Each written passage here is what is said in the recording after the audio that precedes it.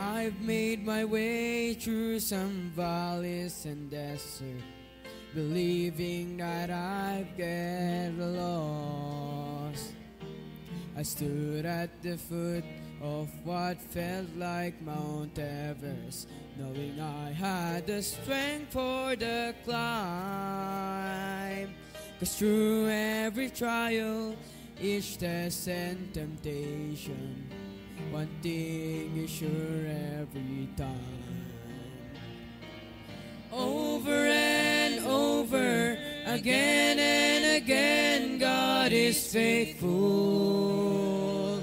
Over and over, again and again, through it all, He's made me able to stand and survive, to come through alive, and it sure looked like I couldn't win. But Jesus is with me, so I'll claim the victory over and over again.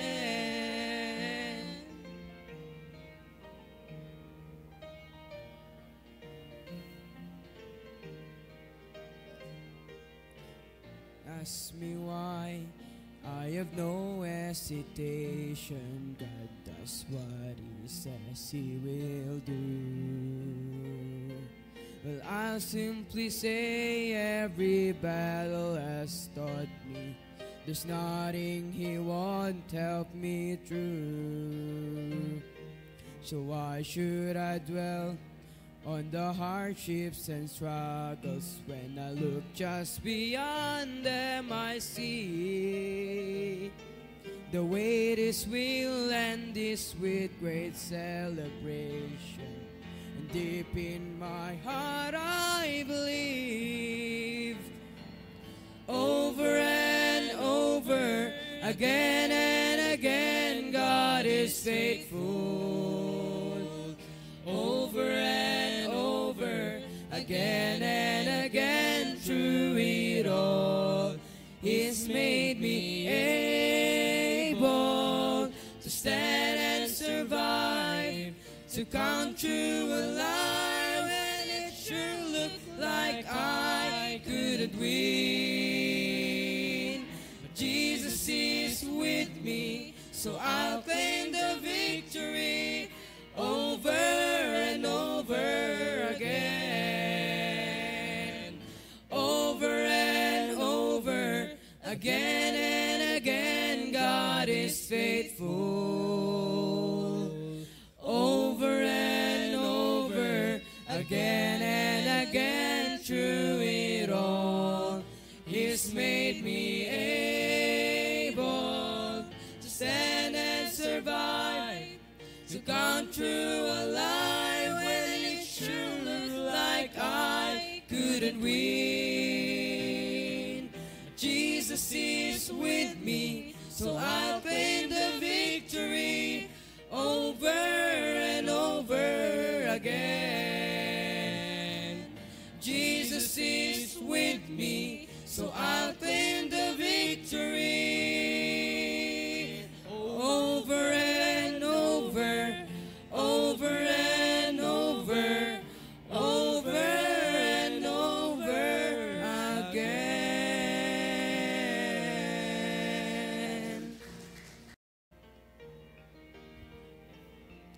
Yes.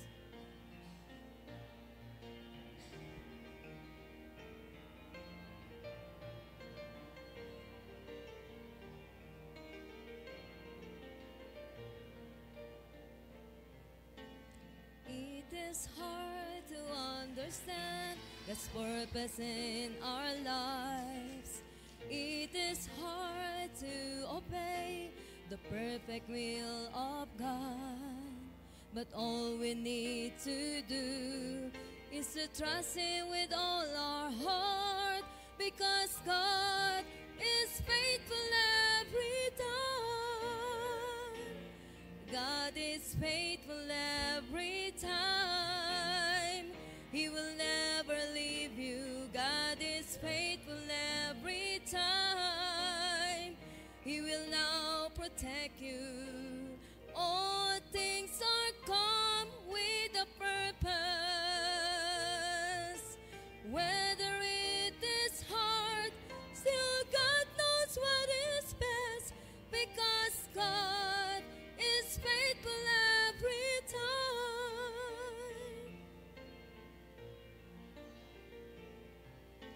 Never stop to run the race that God has set before us. Do your best to reach your goal, and God will take the rest. Lay aside your burden at His feet, because God is faithful every time. God is faithful every time. He will never leave you. God is faithful every time. He will now protect you. All things are come with a purpose. Whether it is hard, still God knows what is best, because God is faithful every time. Whether it is hard, still God knows what is best, because God is faithful every time. God is faithful every time.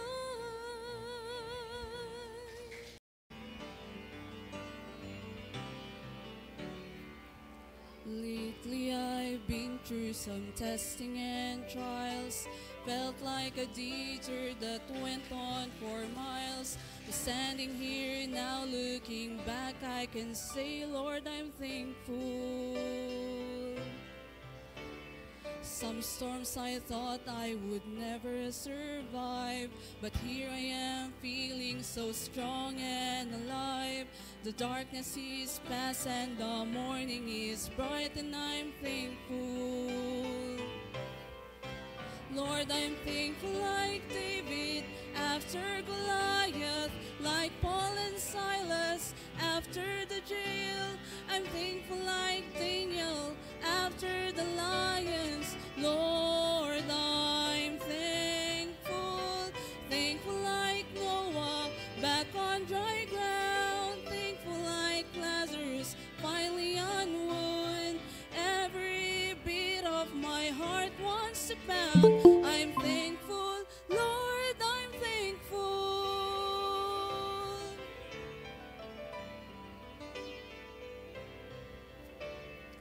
I battled giants of failure and fear, shadows of doubt where my hope was unclear. But all along, Lord, you were hovering near, and I'm thankful. All the sins of my past were a thundering roar that echoed the guilt that I could not ignore. But it's nailed to a cross, and I hear it no more, and I'm thankful. Lord, I'm thankful like David after Goliath, like Paul and Silas after the jail. I'm thankful like Daniel after the lions. Lord, I'm thankful. Thankful like Noah back on dry ground. Thankful like Lazarus finally on wood. Every beat of my heart wants to pound. I'm thankful, Lord, I'm thankful. Thankful like Noah back on dry ground. Thankful like Lazarus finally on wood. Every beat of my heart wants to pound. I'm thankful, Lord, I'm thankful. I'm thankful, Lord, I'm thankful.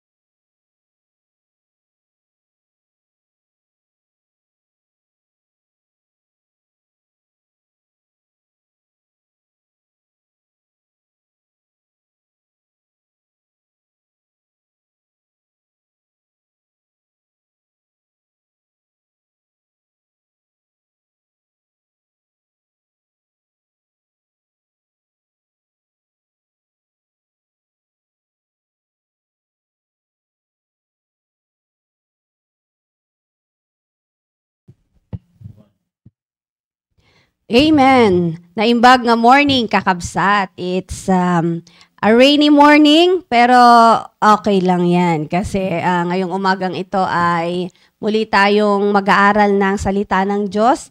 At anuman yung nandyan sa labas ay hindi na natin alintana. Dahil nandito tayo ngayon para tumanggap ng mga pagpapala na nagmumula sa Panginoon. Kaya sa mga kasamahan po namin na maaga na nakaabang para sa devotion natin ay good morning po sa inyong lahat dyan sa FB Live, and of course dito ay kasama ko sila Sister Sheila at si Sister Rhea. Yan. And of course si Sir Mark.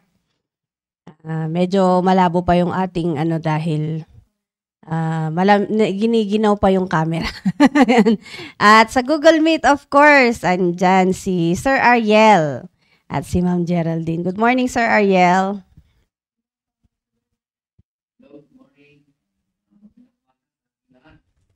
Amen.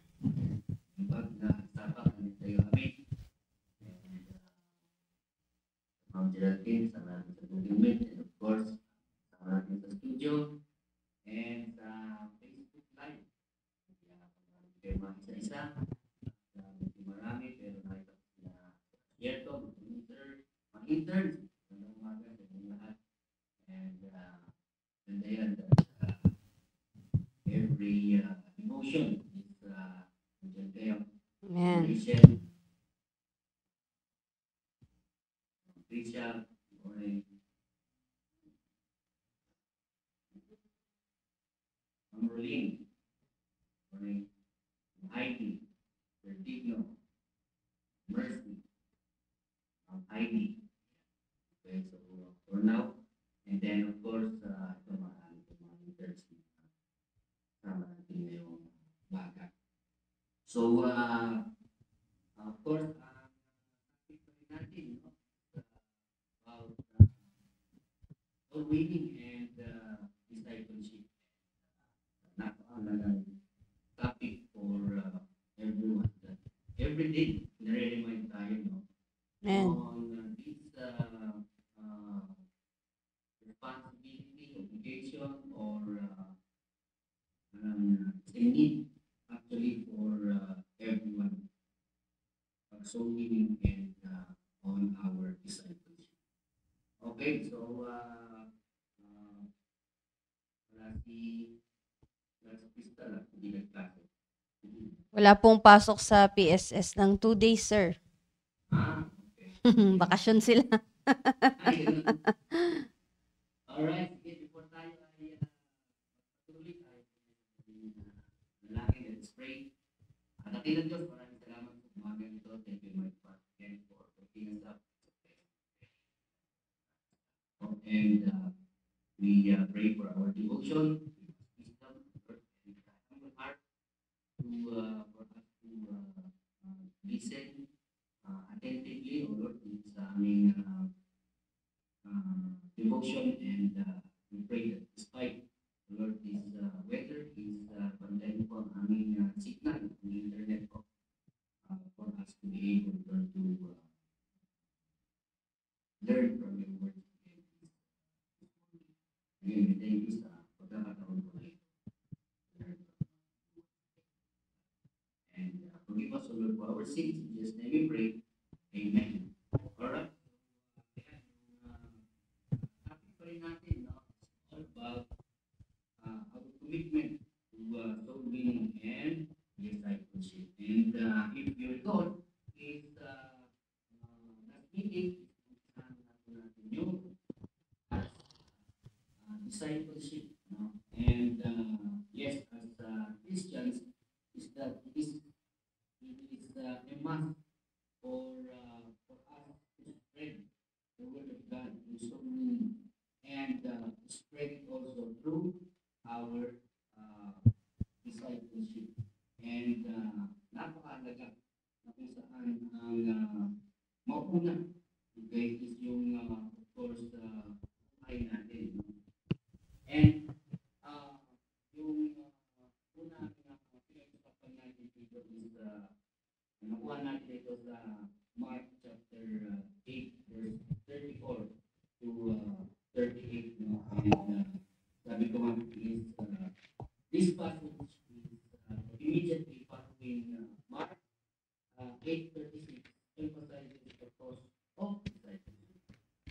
including self-denial, taking up one's cross, and one's own cross, and following the Lord Jesus Christ.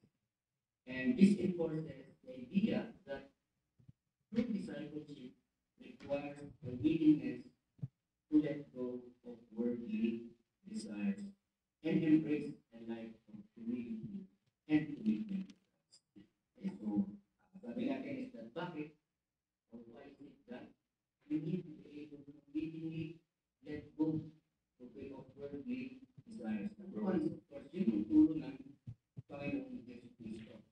So, as stated in verse 36 and 37, the immeasurable value of the human soul, which is eternal and goes beyond material possession. That nothing can be exchanged for the value of one's soul or eternal life. And then, tayo, discipleship being also considered as servanthood, because discipleship is serving others. And naalala ko, yung last verse natin in Galatians chapter 5, verse 13, sabi dito is that, for brethren, we have been called unto liberty. Only use not liberty for application to the flesh, but by love serve one another. And that is the cost, of our following the Lord Jesus Christ. That we were able to get our liberty, our freedom, okay, free from the worldly pleasures and sins. Pakalaga po yun, kasi yun ang una na dapat meron tayo bilang isang anak ng Diyos at bilang isang disciple. Okay, that we ourselves are free from worldly pleasures or sin. Okay, but sabi nga natin that only use not that liberty or freedom for application to the flesh, but dito natin ito to love and serve one another. And so, itutuloy ko ito. The topic this morning about discipleship, about serving others, but enjoying, right? And having joy in discipleship and serving others. Yeah. So, those who we disciple are not the enemies of our joy in Christ, but it is an expression of our joy in Him. Bilang anak ng Diyos, notes that, and being someone who has accepted truly the Lord Jesus Christ as our Lord and personal Savior, is that we, tayo, nung nililigtas tayo, may nag-share sa atin. I hope that everyone, that sabi ko, pinanggap ng Panginoong Yesus Cristo, have that joy sa kanila. Okay? Nasisiyahan tayo, no? Sino ba naman hindi masisiyahan, mga kapatid? Okay, if you know that you are secure of an eternal life. And what's more joyful, mga kapatid, is that even already here on earth, these people enjoy already the gift of salvation. Yes. And Amen. that particular gift of salvation, as sabi nila dito sa pinasa natin, sa Galatians, is that have freed us. Okay? So, you have been called unto liberty, and that we can be able to make use of this freedom, okay, to love and serve one another. Diba? So, tayo, kaya sabi na sa binasa ko is that those, or tayo, na enjoying, okay, this gift of salvation, must have to be able also na ma-impart natin, okay, this joy to others. But more importantly is that yung pagbahagi natin, okay, through soul winning and through discipleship, we see it as serving others. Okay? And so in serving others, yung process na yon, yung matuto tayo na ma-enjoy. Okay? There are times, mga kapatid, even me, hindi po ako exempted, no? Doon that many times during serving others and during discipleship is that parang we tend, to give up, okay, our joy because of yung mga ugali, yung mga discouragement, okay, towards yung mga dinidisciple natin, towards those that we are serving. But still, mga kapatid, sabi ko nga, dun sa binasa ko is that those whom we disciple are not the enemies of our joy, but it is the expression of our joy in the Lord Jesus Christ. Punta tayo sa 1 Thessalonians chapter 2, verse 8. Umpisa natin sa verse 8. Mga magagandang mga verses po ito. 1 Thessalonians chapter 2, verse 8. Sabi niya dito, so being affectionately desirous of you, we were willing to have imparted unto you not the gospel of God only, but also our own souls, because ye were dear unto us. You look at how Paul, yung desire ni Paul, yung joy ni Paul, yung parang ano tawag doon? Yung serious siya. Okay, doon sa pag-disciple niya, doon sa servisyo niya in serving others, no? Sabi niya dito is that we have imparted not the gospel of God only, but also our own souls. Bakit? Because ye were dear unto us. Tuloy natin. For ye remember, brethren, our labor and travail, for laboring night and day, because we would not be chargeable unto any of you. We preached unto you the gospel of God. Ye are witnesses, and God also, how holily and justly and unblamably we behaved ourselves among you that believe. As ye know how we exhorted and comforted and encouraged every one of you, as a father doth his children, that ye would walk worthy of God, who hath called you unto his kingdom and glory. Doon sa verse 10, makita natin how disciplers need to act. Okay? That they must have to act, okay, holily and justly and unblamably. Okay? Sabi niya is that we behaved ourselves among you that believe. So, makikita niyo dito yung isang katangian ng isang discipler. Okay? To be just, holily, unblamably, because ang tutunguhan natin or patungo tayo doon sa pag-disciple natin sa others is on verse 12. Sabi niya, that ye would walk worthy of God. Okay? Who hath called you unto his kingdom and glory. Mga kapatid, ako is yun ang isang nakikita kong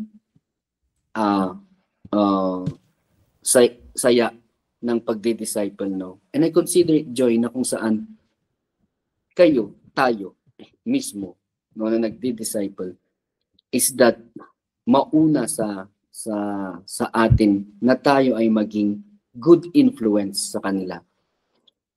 I consider it joy to be a positive influence to others, not a bad and negative influence. Yun ang isang gusto na dapat na matutunan, no, ng bawat isang Kristiyano.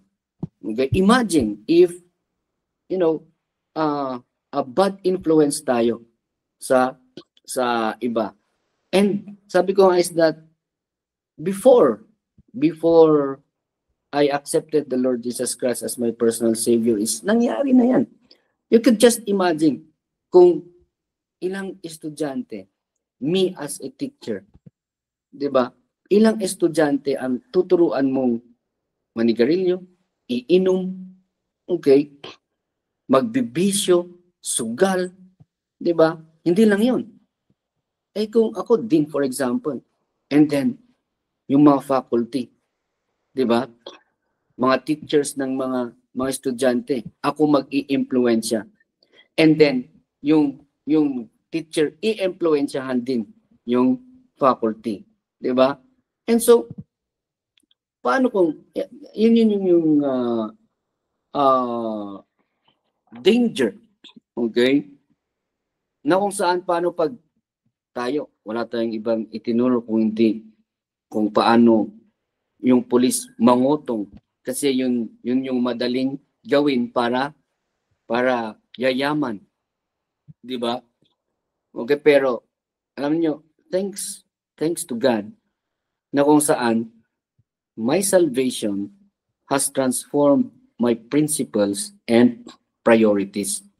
Noon sa college natin, sa totoo lang, okay, sa trim noon, ay nako, every event, okay, may Christmas party, inuman sa opisina. Merong testimonial, nangunguna, yung mga teacher, nasa under the table yung mga inom-inom, kaya makikita mo na lang, bakit lumalakas yung boses ng table na yun? Okay? Noon, pakwan-kwan lang sila na bakit parang meron ng mga, di ba? Ngayon, wala na yung mga yun. Amen. Okay, gone are those days. And ako natutuwa, sa totoo lang, kahit na, Sir Ariel naman, kahit na konti lang, ay no. Okay? Huwag niyong gawin yan, especially pag nandyan ako. Kaya, ako sa totoo lang, it's joy to me na kung saan makikita nila na huwag tayong magdadala ng ganyan kasi nandiyan si Sir Ariel. Right? Huwag niyo nang bigyan yan ng kuan kasi sigurado yan hindi yan iinom, hindi yan totongga, di ba? Ako sabi ko, ay salamat. At ganun yung impluwensya ko, di ba? Sa others. Meron yung minsan is riniregaluhan nga ako. Ay message ko, sabi ko, pasensya. Hindi ko ito magagamit sa buhay ko. Sabi ko kasi binigyan ba naman ako ng alak. And then binawi ka agad. Ay sorry sir, kukunin namin. Yes, kukunin niyo to kasi wala itong silbi sa buhay ko. Eh di binigyan ako ng magagamit. Okay? Kaya sabi ko, it is our joy. Okay? I hope that every discipler, it is our joy to be a godly influence to others. That whenever I share my testimony, sabi nila is that imbag ka pa. Di ba? Nagbaliw ka. Di ba? Sabi nila is that I'm happy for you na ganyan na yung buhay mo. Di ba? And to see that influence, sa kanila. At least, okay ngayon, sa totoo lang is that at least bumawi ako especially sa nanay ko. Kasi nakita niya yung mga every time na uuwi kami. Kaming magkapatid, dalawang lalaki. Ayan, dadalhan namin ng alak ang aming tatay. And then iinom kami. And then, ayan, makikita mo yung lungkot Okay, pero parang wala tayong pakialam na yung mga magulang natin, especially yung nanay namin talaga. Okay? Ang lungkot niya pagka, yung una kasi nakauwi kami, masaya, pero yan, inom-inom na, susumbat-sumbat na yung mga anak sa tatay, tatay naman, ganon-ganon, wala na. Diba? So, umuwi kami ng okay, umalis kami, medyo masama ng loob, kasi dahil sa kwan na yan. Okay? Kaya, ngayon, nakikita ko yung nanay namin, no? Very kwan siya na hindi ako is hindi na nagdadala ng mga kung ano-ano, and then just recently is that sabi ko nga, and i-testify ko na ito sa church natin, is that ngayon yung younger brother ko is that nag-i-start siyang nag-i-involve. Okay, nakita niya. Diba? Nakita niya yung ginagawa sa church natin. Amen. Okay, aside from yung pinopost ko, tapos sinesend ko sa kanya, mga ganyan, usap-usap kami. Matagal na nung kwan pa, 2021, 2022, mga ganon, umuwi siya dito sa bahay, dala-dala niya yung kwan, alak niya, siya lang. Sabi ko, no, pasensya. Okay. So, hanggang sa, hindi na siya nagdadala. Kasi wala siyang kasama dito ng kwan eh. Okay? So, wala na. And yun yung pinag-pray ko. Nabahagian na yan. Nabahagian na din ni Sir Tom. So, and then, nadala na natin sa church. And so, bigla-bigla, ano ba yung mga ministries natin doon? Ganito, ganyan. May Sunday school tayo, may campus, may mga batang tinuturuan, mga full-time, merong every day, lumalabas sila, so winning sila. Nagbigay. And then last week ulit. Okay? Last week ulit. Sabi niya, ito ulit. Kasi sabi namin, yung binigay mo, nakabili tayo ng materials para sa Sunday school. Pinicturean namin, pinakita namin, tuwang-tuwa siya. And then, sabi niya is that, bibigay ulit ako. So, nagbigay ulit. Last week. So, sabi niya, Apple, I thank you, Lord, kasi ito na yung mga kailangan natin, ito na mga kailangan natin. And, unang-una is, influensya yun ng Diyos sa kanya. Amen. And then secondly is that, nakikita niya sa atin.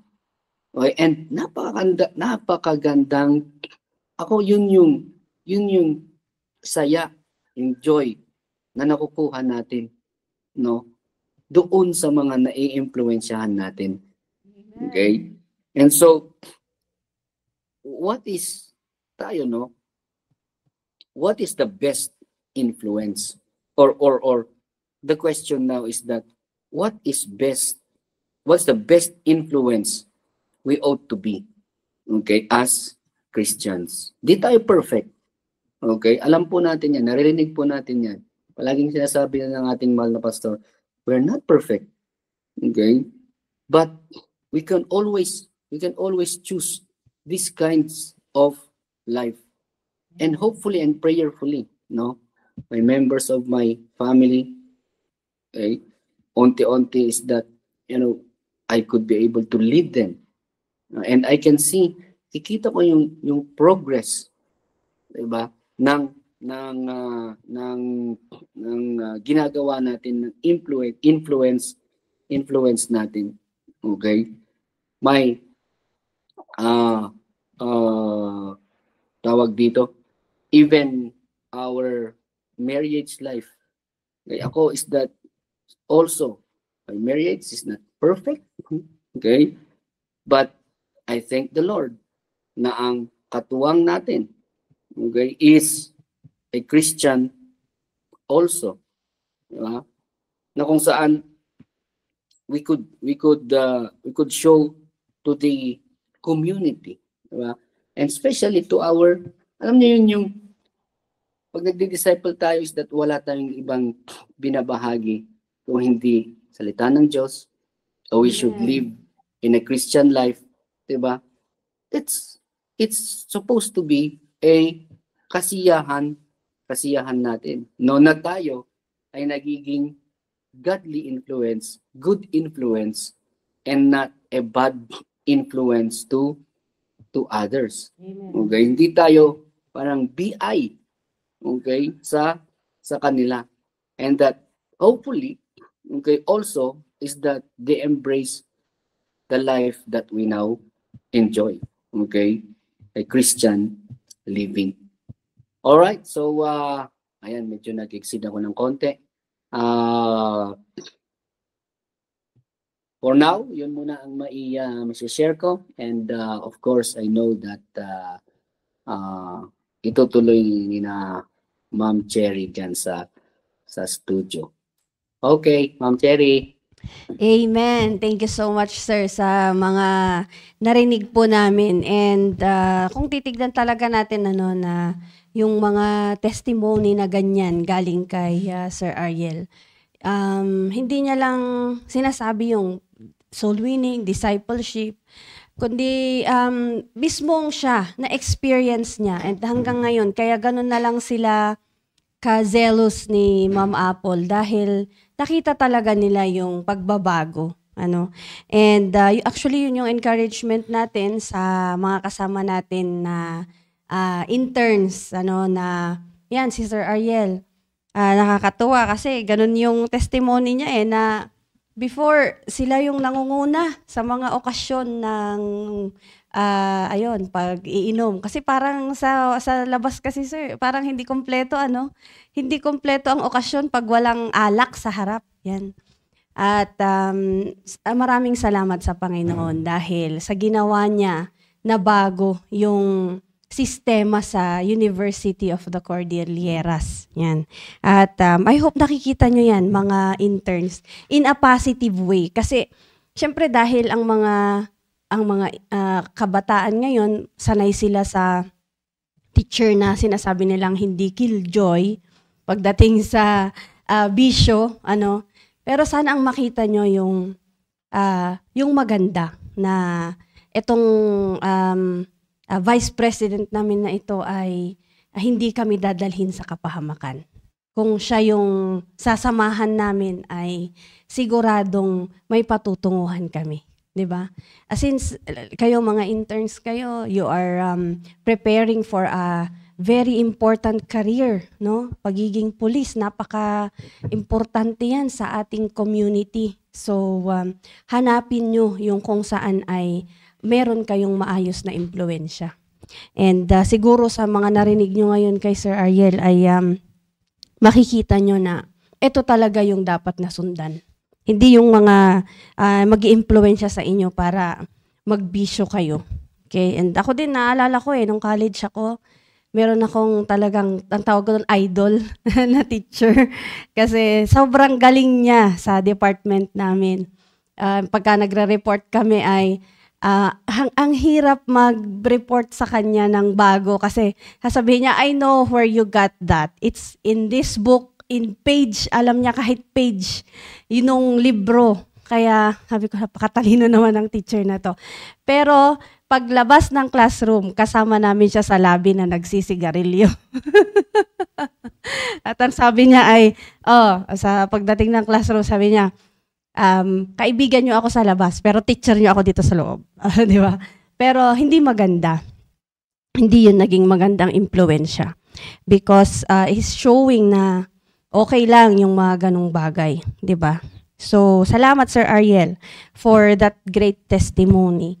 At sa ating pagpapatuloy ay, kung naalala nyo nung mga nakaraan, ay napag-usapan natin yung mga disciples ng mga tao sa Biblia. Of course, sina Paul, kung paano siya nag-disciple kay Timothy, yan.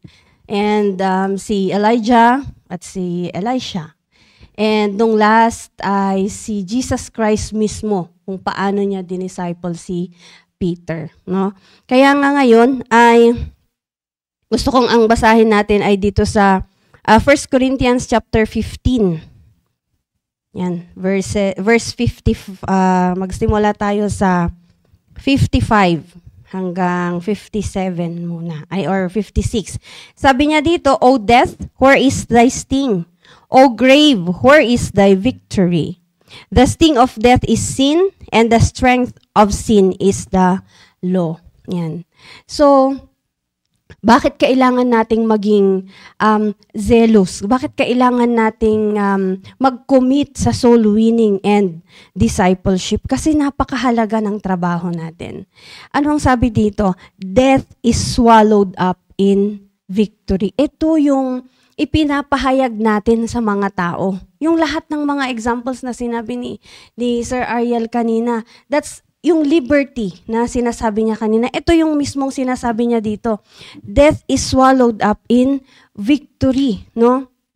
Na lahat ng mga yung darkness natin ay it's swallowed up. At ngayon, ano nang meron tayo? Victory. Na wala na lahat yung pagkahiwalay natin mula sa Panginoon. 'Di ba? We now have eternal life. Nag-e-enjoy na tayo sa mga bagay-bagay na hindi natin dati ini-imagine na ma-e-enjoy natin. 'Di ba? Akala lang kasi natin noon, pag yumaman ka, graduate ka, naging successful ka, nagkatrabaho ka, okay na yun. Yun na yung success sa atin. Pero hindi pala. May mas malalim pa na definition ang success ngayon para sa atin. Ano yun? Yung pagkakilala natin sa Panginoong Jesus. Yung peaceful na buhay natin. Yan yung sinasabi na death is swallowed up in victory. At ngayon gusto ko lang na ibahagi sa inyo yung ano ba itong maaring sinasabi nyo, ano ba itong mga sin, ano ba itong darkness na sinasabi natin? Merong example dito sa Book of Job, sa chapter 15. Medyo mahaba ito, pero babasahin ko na lang. Hindi man ako makapagsalita. It will explain itself anyway. Diba? So sabi dito sa Job chapter 15, simulan ko sa verse 20 hanggang 31. Sabi dito, the wicked man, wicked. Ito po yung hindi saved, hindi tumatanggap sa Panginoon. Sabi niya dito, the wicked man travaileth with pain all his days, and the number of years is hidden to the oppressor. Wala siyang kasiyahan. Maaring magkaroon siya ng material na bagay. For a moment, masaya siya, pero babalik na naman siya sa dati niyang kalagayan. 21, a dreadful sound is in his ears. In prosperity, the destroyer shall come upon him. Andyan yung sinasabi dito, you are already prospering. Akala mo, nagpo-prosper ka, pero ano sabi dito? The destroyer shall come upon him. He believeth not that he shall return out of darkness, and he is weighted out of the sword. He wandereth abroad for bread, saying, where is it? He knoweth that the day of darkness is ready at his hand. Trouble and anguish shall make him afraid. They shall prevail against him as a king ready to the battle. For he stretcheth out his hand against God, and strengtheneth himself against the Almighty. Inaasahan niya lang yung sarili niya. Hindi siya nagre-rely sa Panginoon. He runneth upon him, even on his neck upon the thick bosses of his bucklers. Because he covereth his face with his fatness, and maketh collops of fat on his flanks. And he dwelleth in desolate cities, and in houses which no man inhabiteth, which are ready to become heaps. He shall not be rich, neither shall his substance continue, neither shall he prolong the perfection thereof upon the earth. He shall not depart out of darkness. The flame shall dry up his branches, and by the breath of his mouth shall he go away. Let not him that is deceived trust in vanity, for vanity shall be his recompense. Ito yung description ng taong ayaw sumunod sa Panginoon. 'Di ba? Walang peace. Wala. May gagawin siya, hindi magpa-prosper. At akala niya nagpa-prosper na siya, andyan na naman yung, sabi nga dito na, meron na namang sisira, yung destroyer. He shall not be rich, sabi dito. Sinasabi dito sa Biblia yun, na maaring sinasabi niya, bakit ang dami-dami namang mayayaman na hindi baptist, hindi member ng PMA Baptist Church. Pero hindi yun eh. Iba yung riches na sinasabi ng Panginoon, di ba? Ano yun? The word of God is more precious than gold and silver. Di ba? Kung meron tayo nito, mas mayaman pa tayo kesa kay Henry C. Yung sinasabi nilang yan, sila kung sino-sino pa yung mga yan, ay ito po yung description. Maganda, basahin nyo, unawain natin ng maigi, sino ang magkakagusto sa ganitong klase ng buhay? Meron kang fear lagi. Parang feeling mo meron laging magdi-devour sa'yo. Lalabas ka, natatakot ka. Bakit? Kasi nga wala kang Diyos, di ba? So, ito yung binabattle natin. Ito yung inaabot natin sa mga tao. Freedom from all these things. Yung sabi ni Sir Ariel na liberty. Di ba? Nagkaroon tayo ng liberty. Kailan? Nung tinanggap natin ang Panginoon. Kaya nga alam niyo po, napakaganda na huwag nating ipagdamot ito sa mga taong kakilala natin. Huwag nating ipagdamot sa mga tao sa area natin. No? Kaya po tayo pupunta sa mga area para dito, para ipahayag sa kanila na mayroong pag-asa. Sa totoo lang, sa ilang taon na pag-area ko ay nakita ko yung iba't ibang klaseng problema ng mga tao sa area. And talagang ipagpapasalamat mo sa Panginoon na ikaw, hindi ka man exempted. Sabi nga ni Sir Ariel kanina, hindi man tayo perfect. Yung mga relationships natin hindi naging perfect. Of course, along the way may mga may mga pagsubok diyan. Pero 'di ba napakaganda na at the end of the day kasama mo ang Panginoon, 'di ba? You are in a battle pero kasama mo ang Panginoon. Yung nasabi ko nga nung sa Mother's Devotion yata na or sa aking testimony na ang pinakamaganda sa trabaho natin bilang isang soul winner at discipler, ang nag-utos sa atin, the living God. Ang sumasama sa atin every time na may ginagawa tayo, the living God. At yung magbibigay pa rin ng resulta, the living God. 'Di ba? Kaya napakaganda na dito na tayo sa pinaka-noble na trabaho na ito. Meron dati isang beses sa Santo Rosario, nag-area pa ako doon sa Dominican kasi naaabot ko hanggang doon sa Santo Rosario. Talagang yung isang nagtitinda doon, nakikita niya yung ginagawa ko sa mga bata, sinusundo, and then makikita niya na pinupuntahan ko isa-isa, and then iniipon ko sila sa court, kasi may store siya noon eh. And then nakikita niya kung paano tinuturuan, ganyan. Tapos, nakikita niya yung pagbabago ng mga bata, mamaya-maya, nakaayos na. Pag Sunday, aalis kami, maayos sila, may nakadress yung mga babae. Sinabi niya talaga sa akin, "Sister, that is a noble job that you have." Sabi niya talaga sa akin. And ipagpatuloy mo yan. Sabi niya, ako gusto ko mang gawin yan, but I have to feed my family. Hindi daw siya makaalis dun sa store niya. Pero yung nakikita niya, talagang siya pa yung nag-e-encourage na pagpatuloy mo yan kasi magandang trabaho yan. Which is true, di ba? Kaya nga, sa atin, kailangan nating ipagpatuloy ito. And continue ko lang kasi kaya ko lang pinutol yun just to explain kung ano ba itong death is swallowed up in victory. So dito sa verse 57, sabi dito, "But thanks be to God, which giveth us the victory through our Lord Jesus Christ." Diba? Dito sa 1 Corinthians chapter 15. And then sa verse 58, ano na ang dapat nating gawin? "Therefore, my beloved brethren, be steadfast, unmovable, always abounding in the work of the Lord, for as much as ye know that your labor is not in vain in the Lord." Diba? Kaya napakaganda na we may suffer, diba? We may also experience yung ibang na-experience ng mga tao sa labas. Kasi nga, nandito pa tayo sa mundo eh. Pero iba yung kasakasama natin ng Panginoon. Kaya, anong encouragement sa atin ng Diyos? Be steadfast, unmovable, always abounding in the works of the Lord. Diba? Kasi nga, lahat ito, it's not in vain. Kaya nga kung meron mang word na magandang magkaroon tayo, pagdating sa worldliness, we should be oblivious. Maaring yung oblivious na word ay, minsan nagagamit yun sa negative, no? Pero pagdating sa atin, dapat kung meron man tayong bagay where we should be oblivious about is yung worldliness. Dapat ignorante na tayo dyan. Dapat wala na tayong alam dyan. Dapat hindi na natin pinapansin yan. Diba? Hindi na dapat yan nangyayanig sa atin. Hindi yung nagkaroon ng panibagong, ang tawag nila doon ay trending na kung ano-anong mga trending, gusto mo nakasunod ka rin. Wag na tayo nakakapagod. Nakakapagod sumunod sa kamunduhan. Unlike pag ito, salita ng Diyos, sunod, salita ng Diyos, apply, salita ng Diyos, enjoy, di ba? I-enjoy mo lang. Anong mangyayari sa'yo?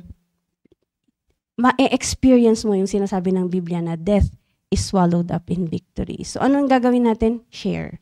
Share ng share. Share ng share. Hanggang sa kita natin yung mga tao sa area natin, unti-unti, nababago yung buhay nila. Unti-unti, nasasabi na rin nila, great is our God. Diba? Yun na yung isa sa mga napakasaya na marinig mo na mismo sa kanila kung paano nila na-experience yung greatness ng Panginoon sa kanilang buhay. Kaya yun talaga yung best na motivation natin na hindi na tayo nandoon sa yung nabasa natin sa Job chapter 15, na nandoon lahat yung travail nga na sinasabi, yung ang hirap ng ang sarili mo lang yung inaasahan mo. Unlike pag ikaw umaasa sa Diyos. So, yun lang po muna, sir. At maraming salamat po. Amen. Thank you, Ma'am Cherry, dyan sa na-share mo na yun. And kung unawain natin the verses that na-share ni Ma'am Cherry, na is that's how the world sees riches nga, and that's how people look at it, na kung saan if you have like everything, di ba, is materially okay, parang okay ka na, okay? Pero sa totoo lang, marami akong realization sa Christian life, being a Christian, is that more does not mean satisfaction, sa totoo lang. Like, as a matter of fact, less. Okay? Less ang problem. Not more.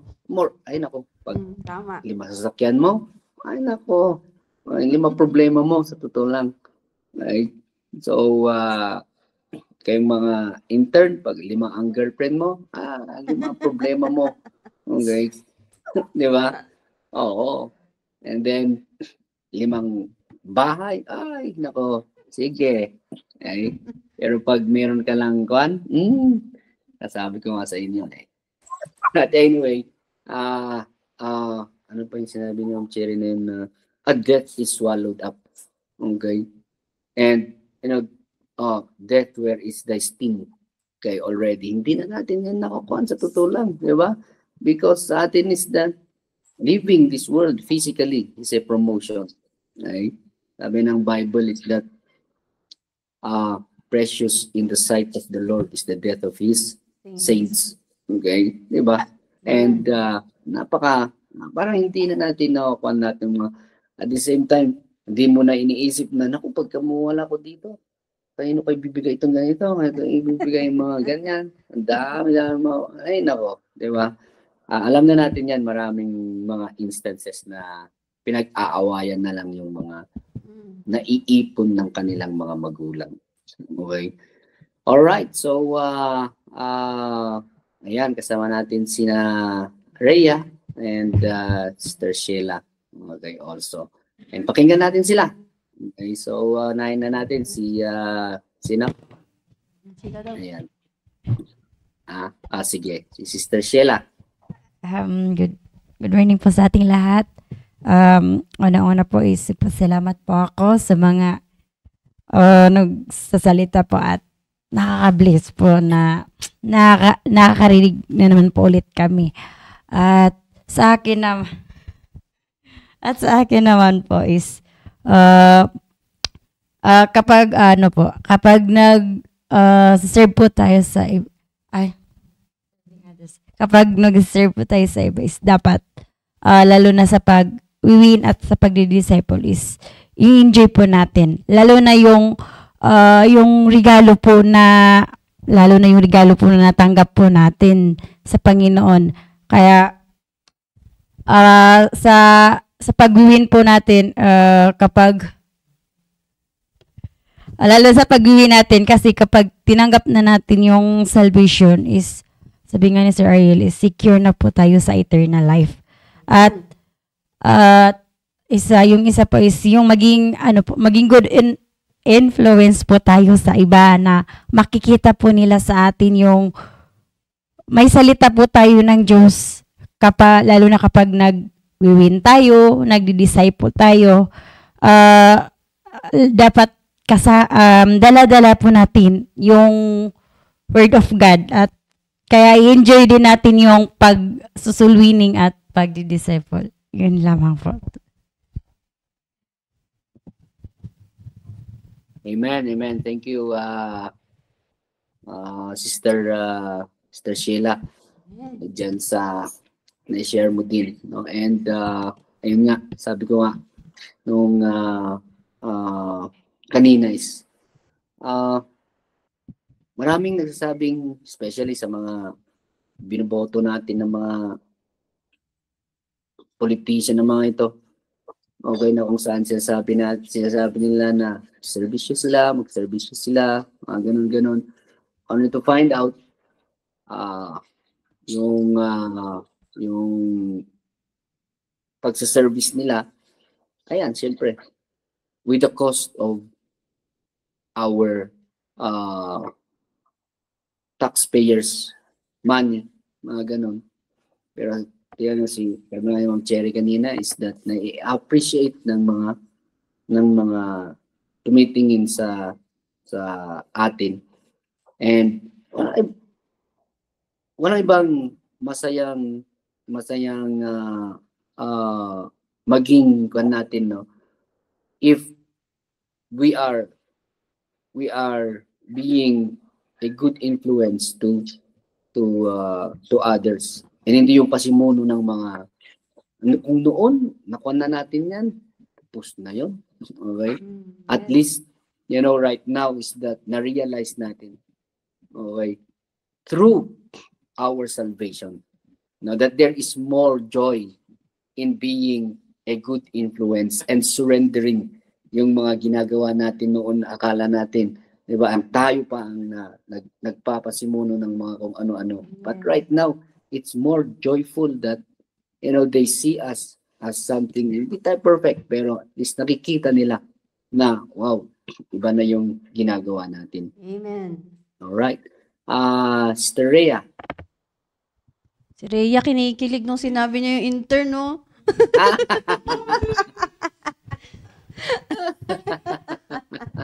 Joke lang. Delikado Sino kaya? Ang dami pa naman nila hindi natin alam. Hindi po yung tinatawanan ko. Nandito ba siya sa live? Cherry po kasi. Ano ba yan? Sige. Natutunan mo.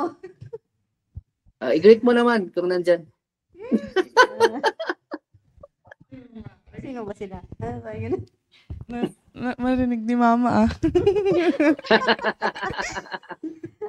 Good morning, Ma'am Mercy.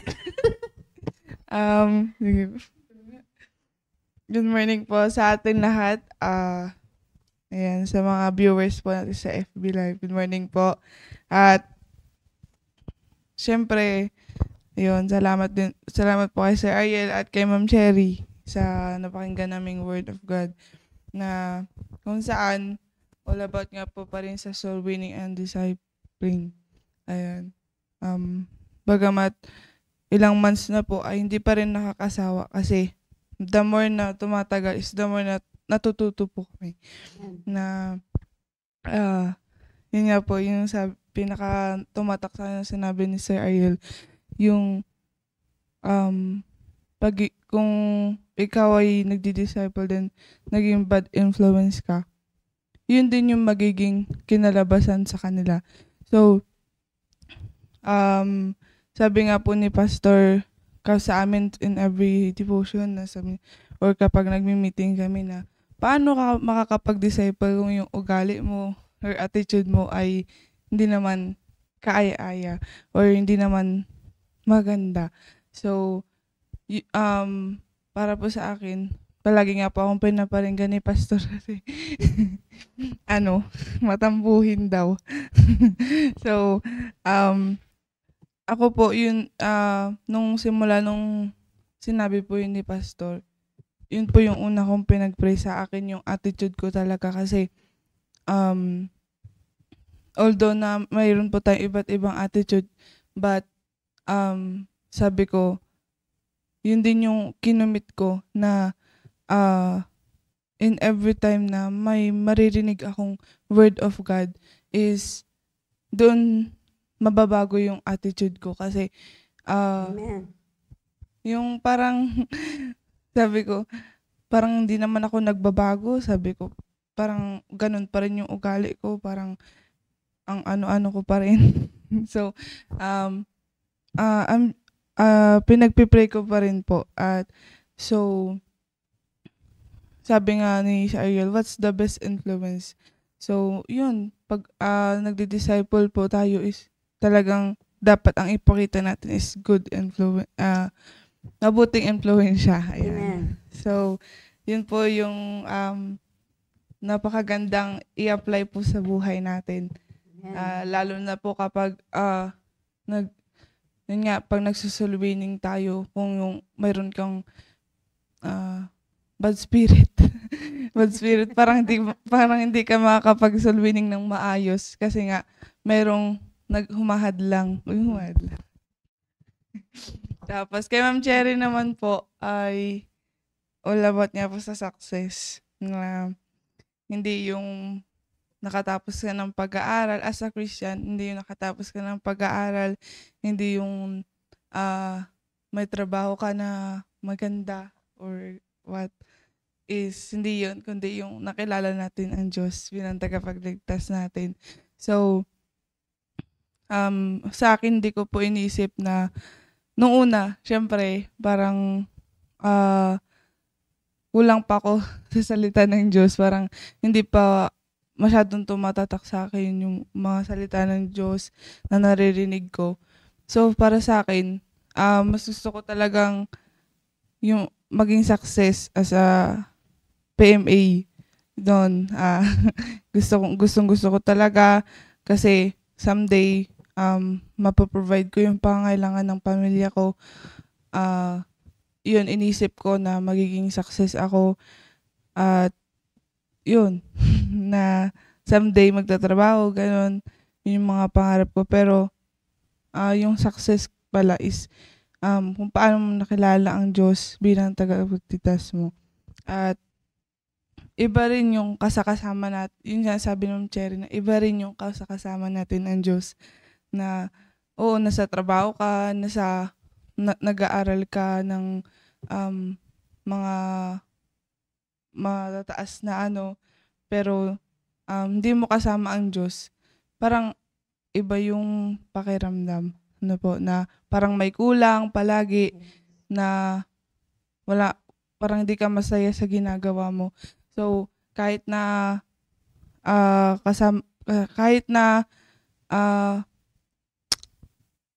nasa labas ka pero hindi mo makakasama ang Diyos, parang wala din. So, yun po yung napakaganda na kapag kasama mo ang Diyos, lalo na sa gawain niya na palaging sinasabi mo, pinagpipray mo yung presensya niya na andyan palagi. So, yun po yung natutunan. To God be the glory. At saka sa interns. Lang po. Sabi ni Sir Kevin, ay paktay tayo dyan.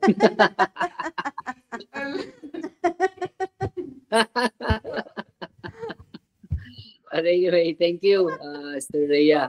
And ayan, alat tayo, marami tayong dapat i-improve sa ating matampuhin tayo. Di ba? Ay, kaya nga kaya kailangan pa rin nating makinig talaga. Okay? Lahat tayo, sa totoo lang, makinig, magbasa, di ba? And learn. Okay? Oo. Kaya pag preaching, kung tignan yung mga interns, makinig ka. Or else, sabihin ko sa kanila, bad influence kayo sa kuwana. Alright. So, andyan ba yung mga gentlemen natin? Hindi po nakasama, sir. Ay, okay. Sige, sige, sige. O bakit? Tapos na pumunta. Alright. So, we hope that this morning is na-bless ulit tayong lahat, no? Sa ating, sabi ni Ma'am Mercy, amen po, Bro Ariel, for the freedom to share the Word of God. Indeed po, Ma'am, talaga. We have this freedom talaga to share, okay, the Word of God. And that's a blessing sa atin dito sa Pilipinas. Hindi tayo binibilang doon. Sa totoo lang. Okay, for sharing. And of course, discipling also sa iba. Kinukulong nila yung mga ayun. Sabi niyang taga CBBC. Paano yung mga kadete?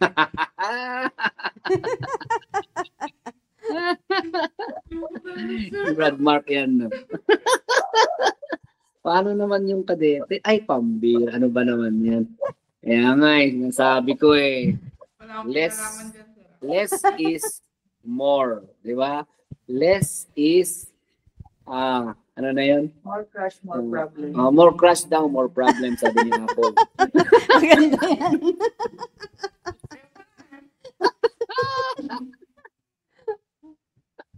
Nako. More crush, more destruction.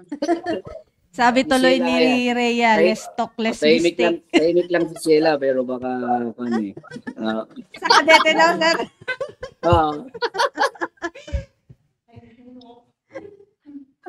Okay, so, ayan, kita-kita tayo mamaya sa ating midweek service. Thank you again. Sir, Oh, 4 o'clock daw po yung, yung midweek service natin. okay, kasi sa kwan, no? Kasi wala naman yatang pasok lahat. Oo, Oo. okay. Tsaka at the same time kasi kasi papunta yung isa, meron pala naman isa. Kaya nga po. Talagang miniminsanan na nilang dumating sa Pilipinas yung mga kwan na yun. Nag-tour.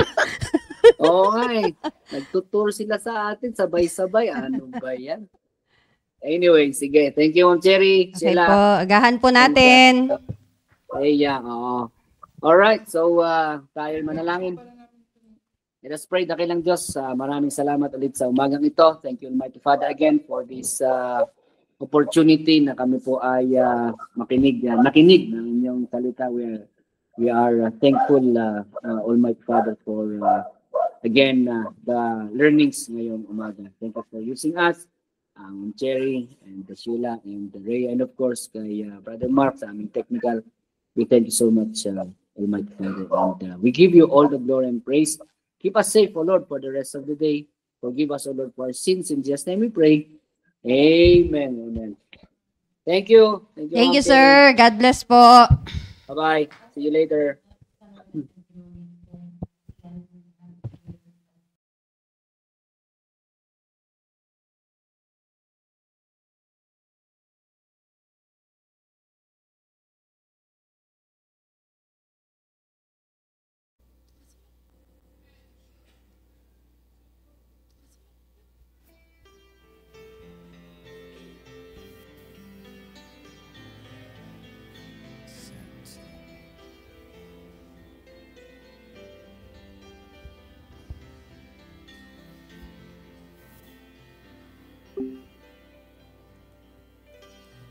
Bleeding from the crown of thorns he wore. His heart was so heavy from the cross he bore. Wounded and weary, he gave his life and so much more. It was love that took him to the cross. Amazing love, amazing love. How could it be that God would give His Son for me to pay my sins and let me go free? Amazing grace, how sweet the sound. I once was lost, but now I'm found. Amazing love, how could it be that Jesus gave his life for me.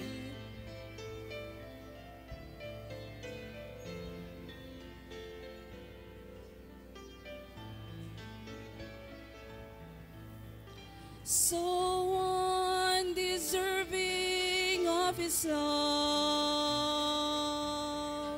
but oh, I am thankful of his precious blood. Though I never understand of what we received, it was love that took him to the cross. Love amazing, amazing love. How could it be that God would give his son for me to pay my sin debt and let me go free? Amazing grace, how sweet the sound. I once was lost, but now I'm found. Amazing Love, how could it be that Jesus gave his life for me? amazing Love, how could it be that God would give his son for me? to pay my sin debt and let me go free. Amazing grace, how sweet the sound. I once was lost, but now I'm found. Amazing Love, how could it be that Jesus gave his life for me? amazing Love, how could it be that Jesus gave his life for me?